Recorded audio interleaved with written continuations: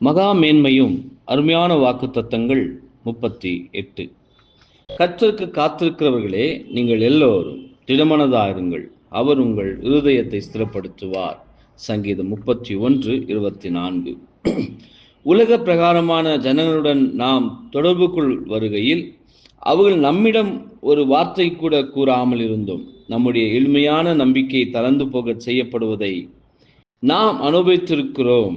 நம்முடைய ஆதார வசனம் கட்டளையிடுவது போன்று நாம் திடமனதாயிருந்து கர்த்தருக்கு காத்திருக்க வேண்டும். நீதியான கொள்கையிலிருந்தும் கர்த்தர் மேலுள்ள விசுவாசத்தின் அடிப்படையின் பேரில் உருவாகும் திடமனதானது தற்பெருமையானது அல்ல, மாறாக அது நீதியானதும் தேவனுக்கு பிரியமுமானதாய் உள்ள தைரியமாகும்.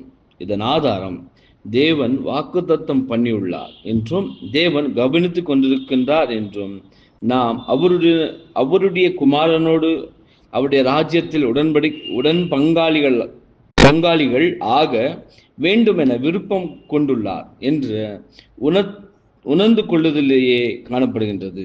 நாம் உண்மையுள்ளவர்களாக இருப்போமா என்பதை பார்க்கவே அவர் நம்மை பரீட்சிக்கின்றார். மேலும் நமக்குள் காணப்படும் இந்த தைரியம் சரியான விதத்தில் விஷயங்களை செய்து வருவதற்கு நமக்கு உதவிட வேண்டும் என்பதே. ஆமென்.